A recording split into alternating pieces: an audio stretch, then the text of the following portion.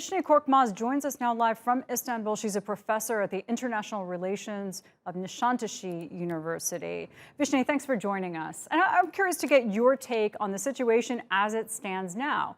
Is it escalating, or is Vladimir Putin likely to be desperately looking for a face-saving way out of this? I think answering this question is not very easy because Ukrainian crisis is a multi-phase, multi-layered crisis. It is a very complex one. And the crisis is not just related to bilateral crisis between Ukraine and Russia on the situation in East Ukraine or the balance in the Black Sea. The crisis is instrumentalized or used by different parties engaged in the crisis. This makes the situation very complex and hard to answer your question, actually. For example, Russians and Vladimir Putin actually wanted to use this crisis to challenge European security architecture, the status quo, and wanted to show divergences in Europe, differences in the European politics and in the West generally. He succeeded to do so, but as we understood from the exchange of letters that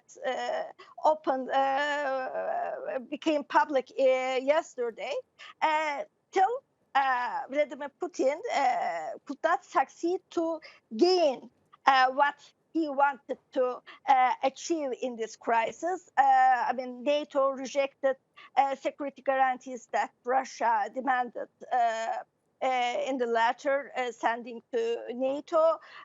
Neither U.S. actually seemed to approve or seem to retreat in this sense. So Vladimir Putin, yes, succeeded something in this crisis. And it is why he refused to retreat, actually. But still, he since so far could not succeed to what he expected to gain from this crisis. On the other hand, U.S.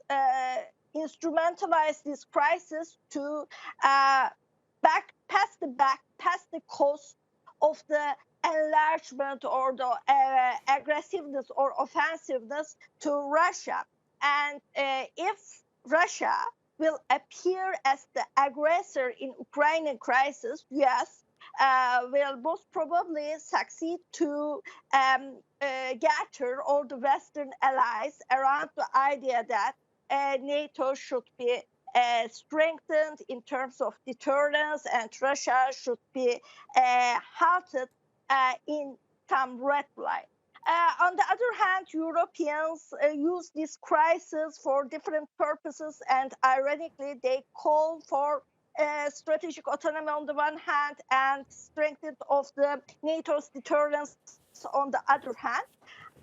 In this chaos, actually, if some kind of aggression will happen, both Ukraine and Russian side can suffer different costs.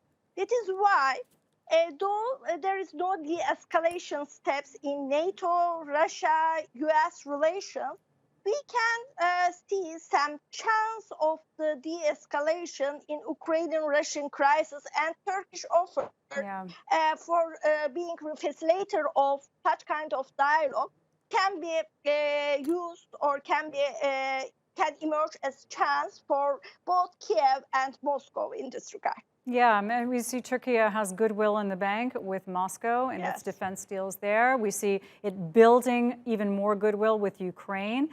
If Turkey was able to make this happen and establish some kind of backaway for all sides, it would be a big boost to itself as well in terms of international relations. Visne, it's great to talk to you. Thank you.